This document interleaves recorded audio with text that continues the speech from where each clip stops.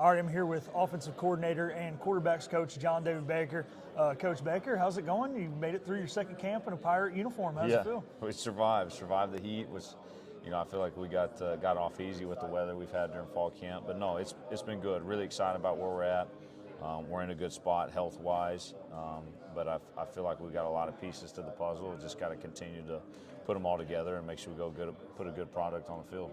I want to talk about Mike Wright for a second. This is, in the era of college football right now, it seems like a lot of young men are chasing playing time and they're chasing the biggest NIL. And now, obviously, I'm not 100% sure what Mike's being paid, and it's none of my business at the end of the day, but I'm sure, this is not a Power 5 school, and this is Caton's job. So what does that just speak of his character, and what has he brought to this team here, coming down, transferring from the P4 level down to a place that he probably will maybe see less playing time than he did a year ago? Yeah, I think the biggest thing about Mike, and my favorite thing, is Mike wanted to go somewhere where he could go win.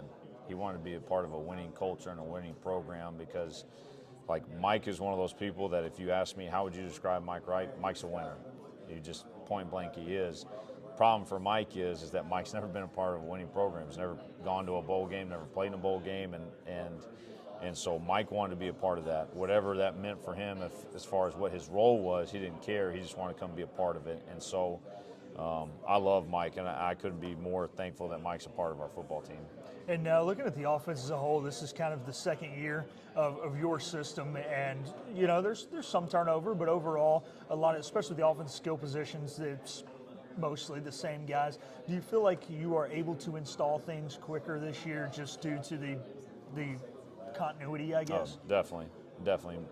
And the big piece of that is just having the quarterback back. Having Caton back makes it so much easier. You're able to put more on some of these skill guys because the quarterback can handle it, and that's not always the case. But Caton can, and so you mix that with the staff continuity, having the entire staff back on offense.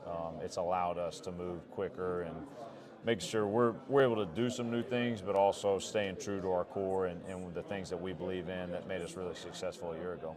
You mentioned, I can't remember if it was earlier this week or last week, how important the tight end position is in this offense, how this system has produced a Mackey Award winner. And, I know you guys can't give too many details as if we're concerned as the media right now. We think you guys know who your top two are, and you're kind of got some guys duking it out for that third spot. What is it going to take? Because you guys do run some three tight end personnel, especially in goal line situation, or at least you did a year ago. What are you looking for in that tight end room out of those guys to be the number three guy? Because number three guy is going to see some playing time in such a absolutely. offense. I mean, every year I've been in this offense, we've gotten to that third, fourth guy just because that room is a lot like the running back room. Like, you're going to get some dings, and you're going to lose a guy for a game or two. But it's huge. He's got to be versatile. We put a lot on those guys. They got to block, in the core. They got to block out on the perimeter. They got to catch the football. They got to do all these type of things. And so for us, you got to be a guy that's versatile. You got to be smart because we're moving you all over the field. And so those are the things that we look for, and we do. I think we've got two or three guys that can step into that role and probably look a little different if they were in the game, but still they can go in there and operate and do the things that are necessary for us to win. Obviously, Raheem Jeter's the number two guy right now in this offense, and it seems like just at camp and what we can see at practice, he just looks so much more comfortable than he did at this point a year ago.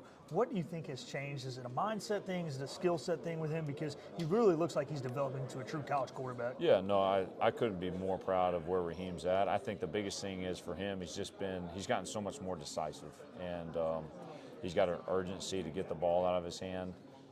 That's the thing that he's done such a great job to this point in training camp, is just he knows exactly where to go with the ball. And so when you got a quarterback that knows where to go with the ball, all of a sudden you're going to look at him differently, because they're like, dang, he looks like he knows what he's doing, and he does. And so really, really happy where he's at, and just got to continue to progress him and get him ready to play. Well, thank you for your time, Coach Baker, and best of luck this season. Absolutely. Appreciate it. Hey, man, good to see you.